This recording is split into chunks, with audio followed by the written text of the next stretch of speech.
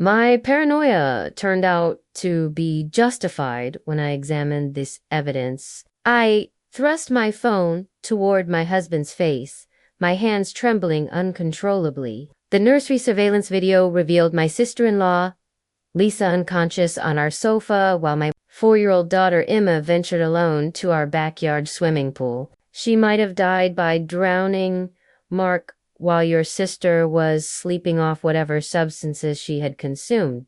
My identity is Riley Anderson. And at 35 years old, I never anticipated battling my husband over such a grave matter. Mark and I had constructed what seemed like an ideal, existent, successful careers, a stunning home in Boston's suburbs. And our beloved Emma, when my sister-in-law returned to the area and volunteered to care for Emma 3 days weekly, it appeared to be the ideal answer to our childcare challenges. That changed when I began observing that circumstances weren't entirely normal. Lisa is experiencing difficult times, Mark explained, running his fingers through his hair. The divorce affected her severely. She likely just consumed a sleep aid or something similar.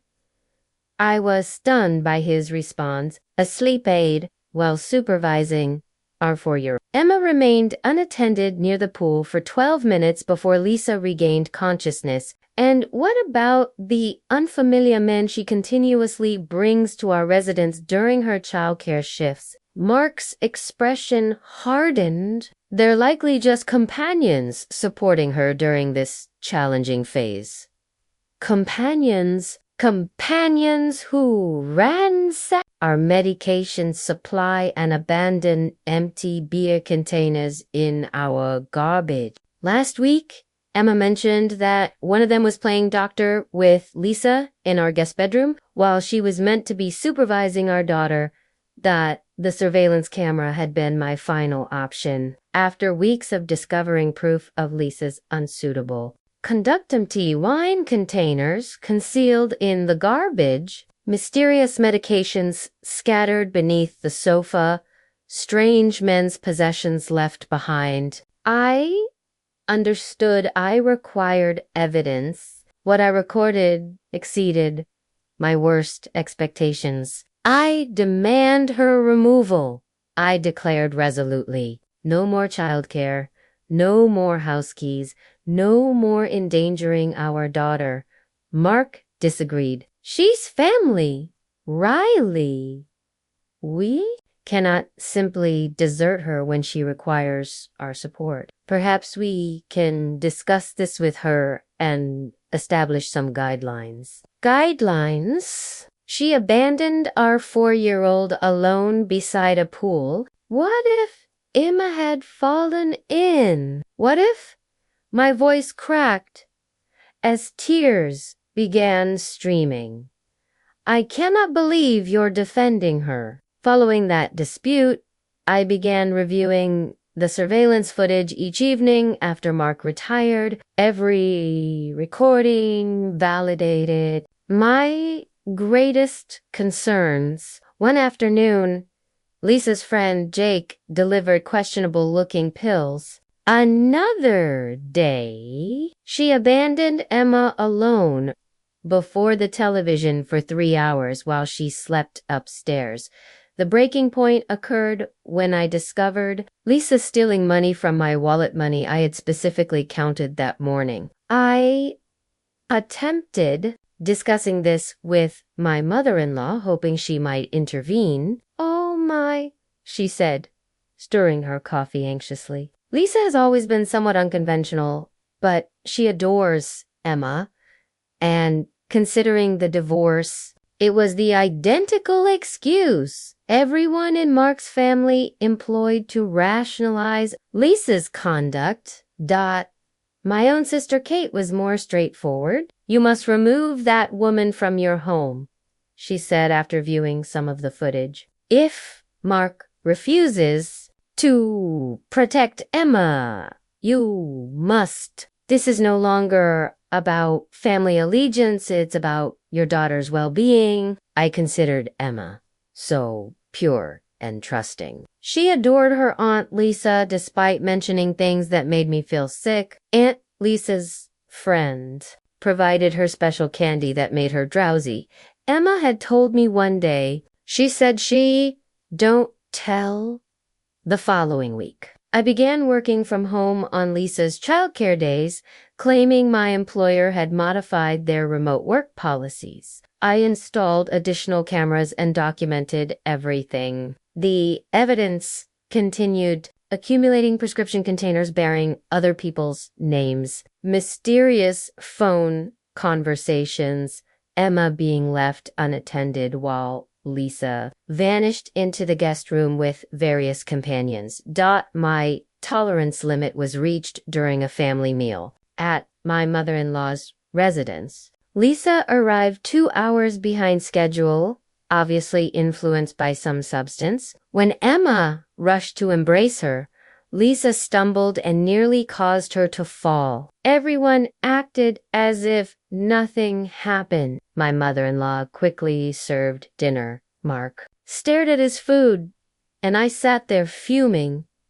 That evening, I confronted Mark again. "This must end," I begged. "She's not only harming herself anymore, she's endangering our daughter." However, he simply shook his head and mumbled something about family unity. I understood then that I was alone. If Mark wouldn't safeguard our daughter, I would have to do it myself, even if it jeopardized my marriage. I began collecting evidence systematically. Daily, I compiled comprehensive records of Lisa's behavior, backed up the surveillance footage to a secure cloud storage, and photographed everything suspicious I discovered in my home. Kate assisted me in installing motion detectors on our doors and windows so I would know precisely when people entered and exited. The alerts were constant Lisa admitting strangers at unusual hours, Emma being taken out without my consent, mysterious late-night visits.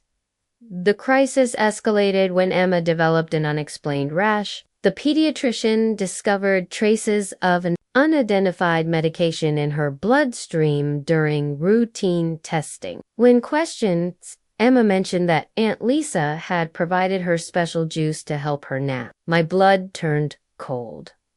I arranged a family gathering at my mother-in-law's house. Mark's entire family attended. My mother-in-law, my father-in-law, Lisa, and Mark.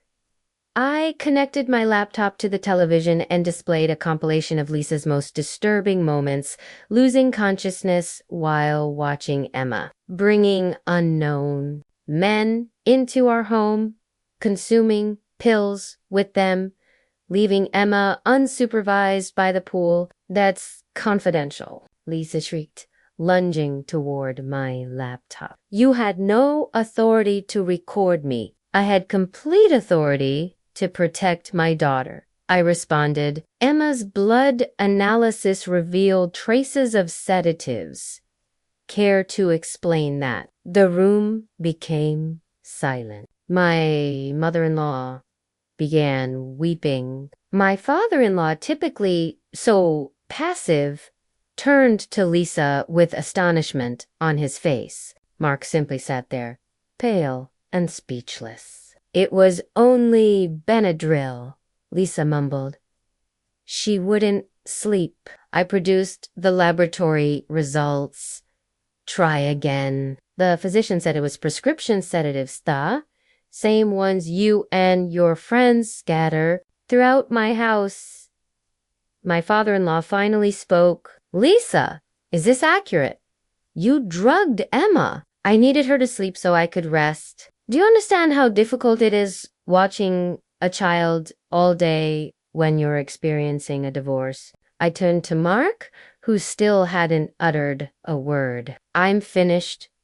Either Lisa leaves or Emma and I will.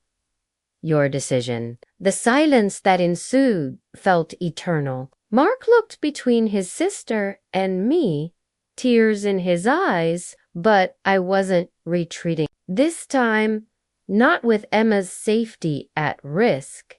2 days following the family meeting, I returned home from work early to discover Lisa attempting to enter our house. She had been dismissed from babysitting responsibilities, and Mark had finally replaced the locks. But there she was, pounding on our front door.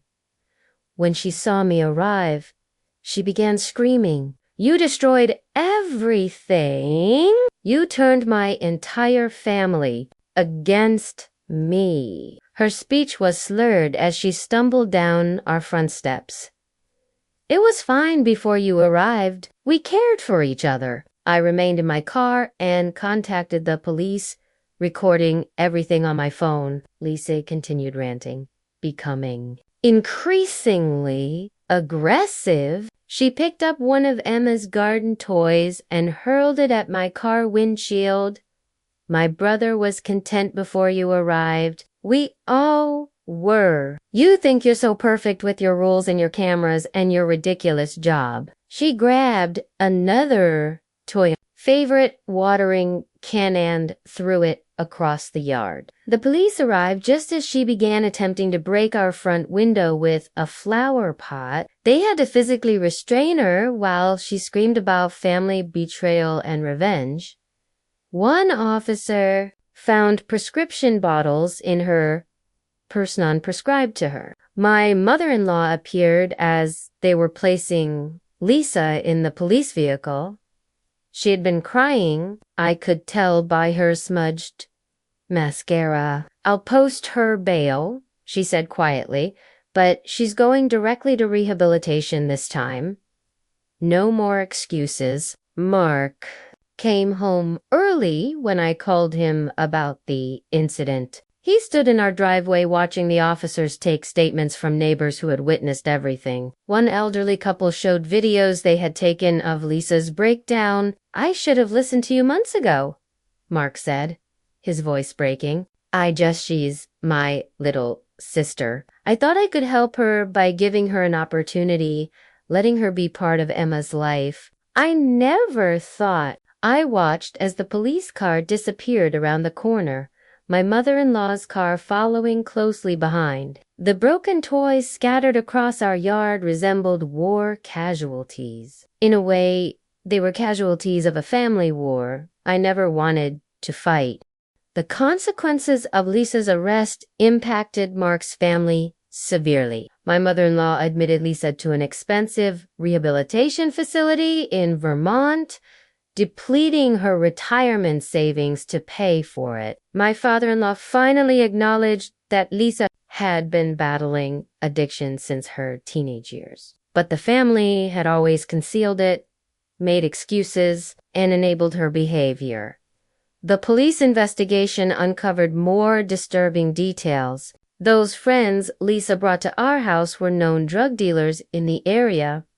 One had outstanding warrants. The pills they had been sharing were stolen from various homes where Lisa had provided childcare over the years. My mother-in-law broke down when she learned that Lisa had also been stealing medication from her elderly neighbors. Emma began experiencing nightmares during play therapy sessions. She revealed things that made my blood boil: how Aunt Lisa's friends would sometimes remain while she napped, how they told her it was a big girl's secret not to tell mommy about the special juice or the games they played. Each revelation felt like a blade in my heart. Mark fell into severe depression. He blamed himself for endangering Emma, for not believing me sooner, for enabling his sister's behavior throughout the years. He began seeing a therapist, trying to understand why he had chosen his sister's comfort over his daughter's safety. I kept thinking about when we were children. He told me one night how I was supposed to protect her. Our father traveled constantly. Our mother was always involved in her charity work. Lisa only had me. I suppose I never stopped viewing her as that little girl who needed my protection, The neighbors who witnessed Lisa's breakdown brought food and offered support, but others in our community weren't as kind. Rumors circulated. Parents at Emma's preschool stopped inviting her to playdate. One mother even withdrew her daughter from Emma's class, claiming she didn't feel comfortable after everything that had occurred. My mother immersed herself in research about addiction and enablement. She joined support groups, read every available book, and began counseling sessions with their perfect family facade had cracked, revealing all the decay beneath. But perhaps that's what needed to happen for genuine healing. To begin. Throughout it all, I kept thinking about the warning signs I had ignored early on, the way Lisa would become defensive when I came home early, the strange explanations for Emma's unexplained bruises or missing toys, the times my intuition screamed that something was wrong, but I allowed myself to be convinced I was overreacting. Never again, I promised myself. Never again would I let anyone make me question my instincts when it came to protecting my child.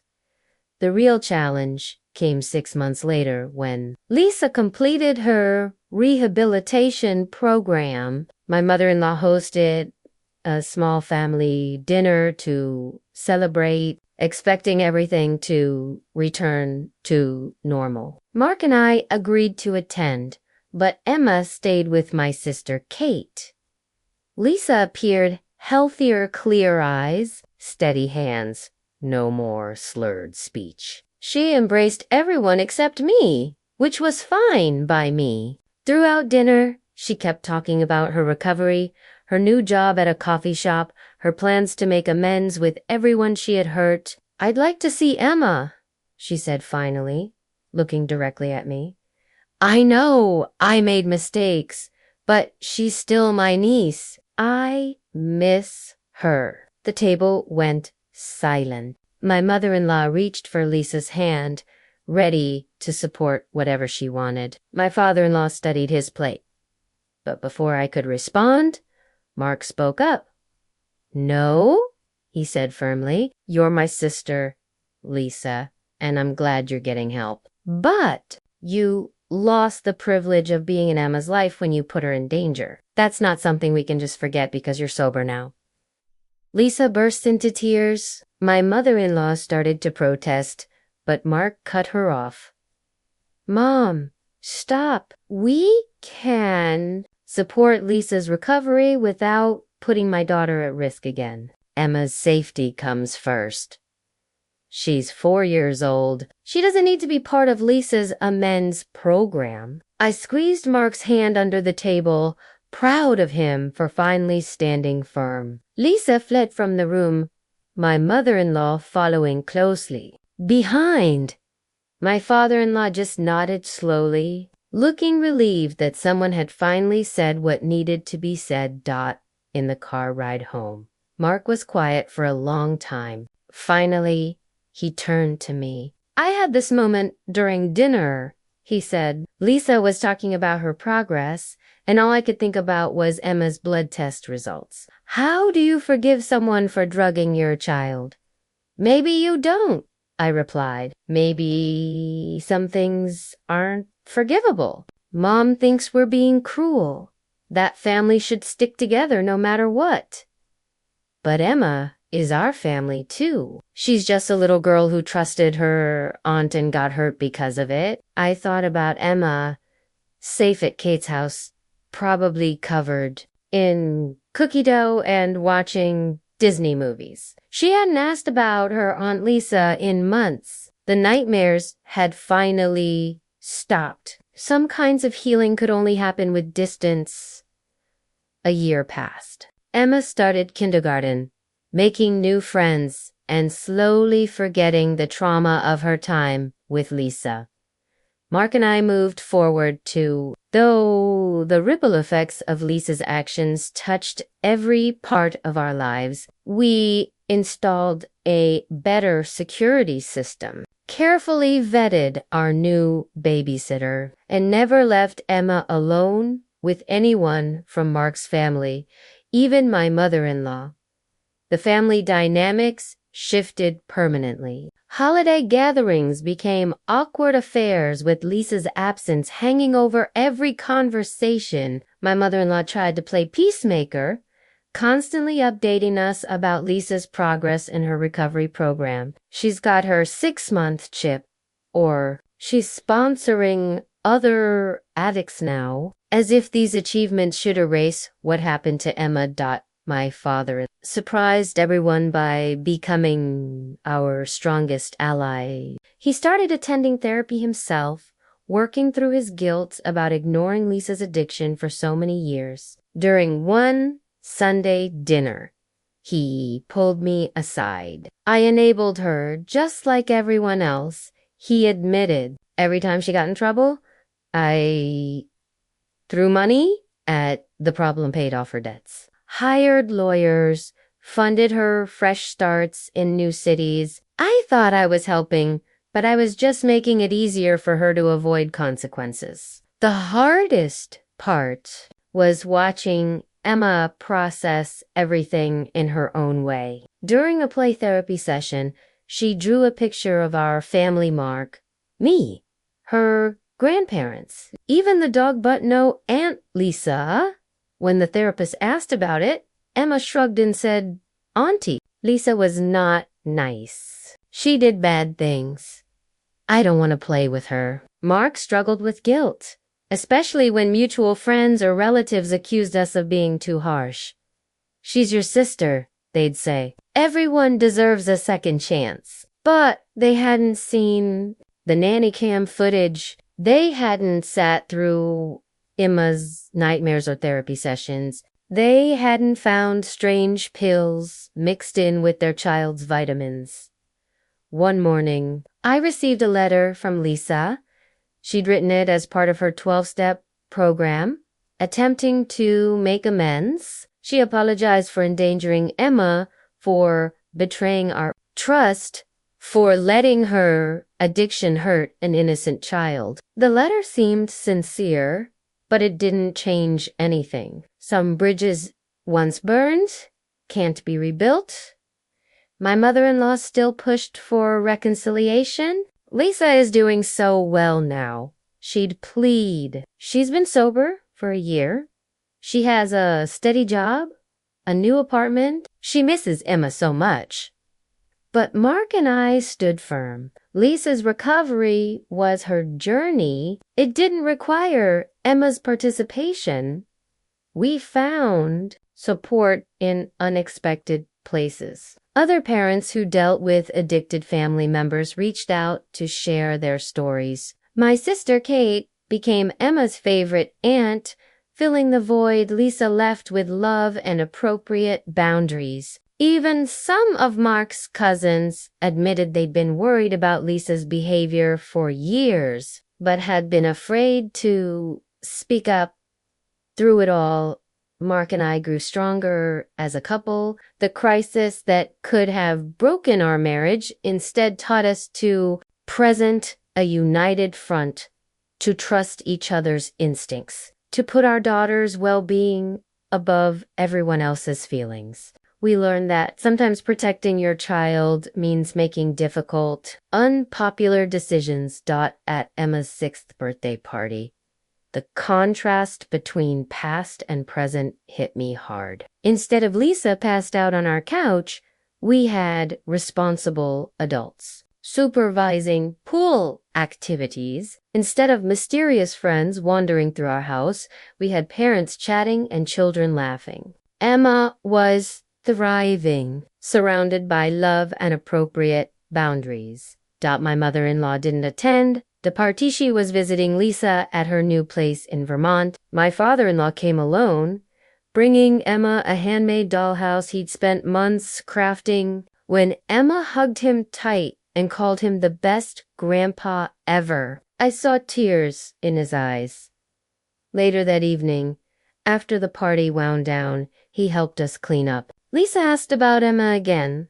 he said quietly, collecting paper plates. She's got a new therapist who thinks family reunification would help her recovery. That's not happening, Mark replied, his voice firm but tired. We'd had this conversation so many times. I know, my father-in-law said, surprising us both. I told her the same thing. Her recovery has to be about her, not about getting access to Emma again. Some things can't be undone.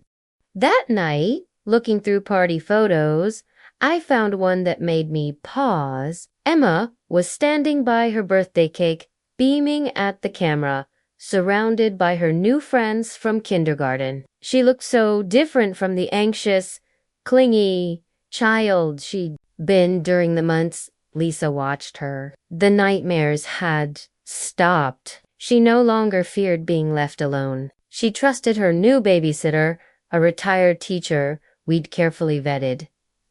Mark noticed me studying the photo. Sometimes I wonder if we're too hard on Lisa, he admitted. Then I remember finding those pills in Emma's juice cup, or watching the nanny cam footage of Emma wandering alone by the pool. Being sober doesn't erase what happened. My sister Kate, who'd stayed to help clean up, overheard us. You know what they say in Al-Anon?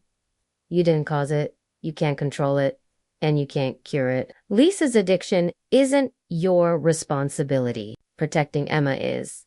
That wisdom stuck with me. We hadn't caused Lisa's addiction or her poor choices. We couldn't control her recovery journey, and we certainly couldn't cure her by sacrificing Emma's safety and well-being. The only thing we could control was how we moved forward as a family. My mother-in-law still sends U.S. regular updates about Lisa's progress, probably hoping we'll change our minds. Lisa has 2 years of sobriety now. She works at a recovery center, helping other addicts. She's making amends where she can. But some doors have to stay closed. Some boundaries have to remain firm, especially when a child's safety is involved. Emma rarely asks about her Aunt Lisa anymore. When she does, we're honest in age-appropriate ways. Aunt Lisa made choices that weren't safe for you, we explain. We're glad she's getting help, but our job is to keep you safe. 3 years after Lisa's meltdown in our front yard, Emma started 3rd grade. During a school project about family trees, she drew our family with a small note next to Lisa's name. Lives far away because she was sick and made unsafe choices. Her teacher called us concerned, but we explained the situation. She commended our honesty with Emma. My father-in-law framed that family tree drawing and hung it in his workshop. When my mother-in-law complained about it, he stood his ground. This is our reality, he told her. We can't pretend the past didn't happen just because it's uncomfortable. Mark found his own peace through a support group for siblings of addicts. He learned that loving someone doesn't mean enabling them, that boundaries aren't punishment, and that protecting his child from an unsafe situation isn't betrayal, it's parenting. Life settled into a new normal. We created traditions to replace the old ones that revolved around Lisa. Sunday dinners happened at our house instead of my mother. Holiday celebrations became smaller but more peaceful. Emma bonded deeply with my sister Kate, who showed her what a healthy aunt-niece relationship should look like. The security cameras stayed up, but we rarely checked them anymore. The extra locks on our doors became routine rather than reminders of past trauma. Emma's therapy sessions went from weekly to monthly to as needed. Slowly, steadily, our family healed not by pretending the wound never happened, but by acknowledging it and learning from it. Last summer, at a family wedding, we ran into Lisa. She'd been invited by a mutual cousin who didn't know the full story. Emma gripped my hand tight, but didn't hide behind me like she might have done before. Lisa kept her distance, respecting the boundaries we'd set. She looked healthy, clear-eyed, and seemed to understand that some consequences last longer than active addiction. My mother-in-law tried to orchestrate a reunion, but Mark shut it down immediately. She finally stopped pushing after. My father-in-law pulled her aside.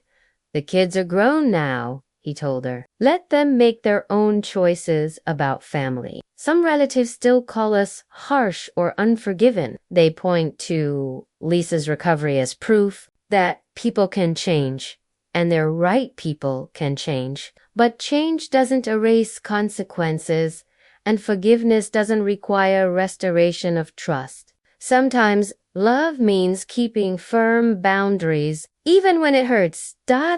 Emma grew into a confident, secure child who understands that adults should never ask her to keep secrets, that her safety matters more than anyone's feelings, and that it's okay to say no to family members who make unsafe choices. These weren't lessons we wanted her to learn so young, but they're lessons that will serve her well. Mark and I learned our own lessons about standing firm together, trusting our instincts, and putting our child's well-being first. We discovered that family isn't just about blood, it's about choices, boundaries, and respect. Sometimes protecting the family you've built means stepping back from the family you were born into